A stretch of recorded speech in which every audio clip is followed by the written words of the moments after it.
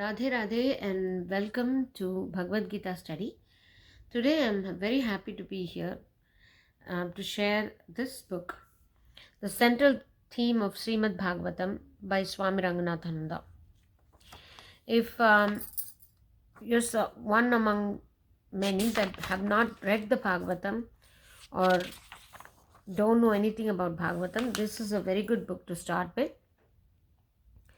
He has some select verses from Bhagavatam, and he explains those that connect with actual Advaita philosophy. It's very good. For example, I have my bookmark here because this is the favorite part in Bhagavatam that my mother used to enjoy a lot, which is the Gopika Geetam. I'm going to be reading out of this. So then we come to this wonderful 31st chapter of 10th Skanda, which is known as Gopika Geetam. The Gopika Geetam, the gopis singing the praises of Sri Krishna, forms an important part of the Skanda. This Gopika Geetam contains 19 verses, of which I give 2 here. He has given us this verse, the 4th and the 9th verse. You are not just the son of Gopika Yashoda, but the inner self and witness of all embodied beings. Dear friend, in response to the prayer of Brahma, the creator, you have been born in the family of Yadus. This is one praise that they do. And the Stavakathamratam Tapta Jivanam, my mother used to sing it every day with Krishna in between. Tavakathamratam Krishna Tapta Jivanam Kavibriditam Krishna Kalmasapaham. That way. So it used to be very sweet. The meter of these 2 verses and the words are extremely sweet and very nice to pronounce. Your katha talks, that is your words, and also the talks about you, which are honored by sages and are capable of destroying sins, are amritam, nectar, for those whose hearts burn with worldliness. They are sweet to the ears and full of Shri, or auspiciousness. Those who spread them in the world are the greatest givers of charity. So here they say, Gopi say, Krishna, your words and the words about you both are capable of destroying sins, and they burn, they actually give comfort to those who are burning with worldliness. So your words, which is Gita, and your words about you, which is Bhagavatam, both are very dense in nectar, which is Amritam, which takes us to immortality. So here this is the verse. The first one is the verse where he is identified as our Antaratma. So in the verse itself, the Antaratma is, and Drik, who is the witness. Drik is the person who witnesses.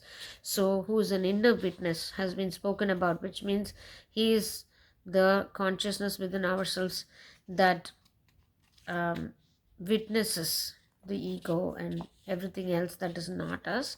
So this is extremely philosophical, if you see, even though it's given in a beautiful song manner and in a beautiful way, weaving a story of Krishna.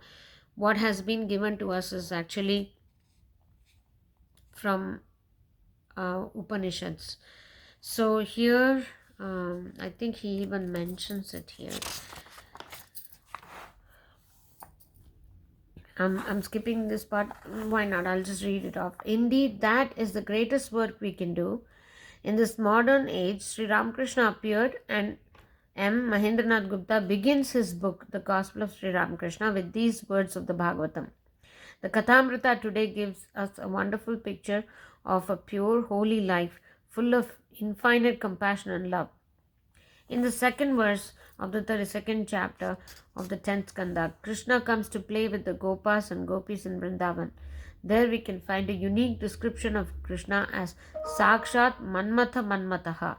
He is the Manmata of Manmata, Who's Manmata? Manmata is the Greek Cupid or Kamadeva, who attracts everybody to the worldly life. But what is to be noted is Krishna himself is attracting Manmata towards him. Two such expressions are there in Vedanta. One is this Manmata Manmataha. The other one is in Brihadaranyaka Upanishad, where Atman is described as death of death. Why? Because death will die when Atman is realized. So the essence of Upanishads are in form of a nice story, and it's not in the form of a dense philosophical book. It's in the form where one is able to enjoy bhakti in the form of Bhagavatam. So if you get a chance to get hold of this book, it's not overwhelming as all the slokas of Bhagavatam, but all the important things from Bhagavatam have been covered here. And Swami Ranganathananda is wonderful that way, where he keeps his like all the narratives and explanations extremely simple. It always speaks to us, because I like his Bhagavad Gita too, just for that reason. He always speaks to you. It's almost as if speaking to a guru. That's how his style of writing is. Hope you enjoyed this video, and I'll meet you with another one very soon. Radhe Radhe.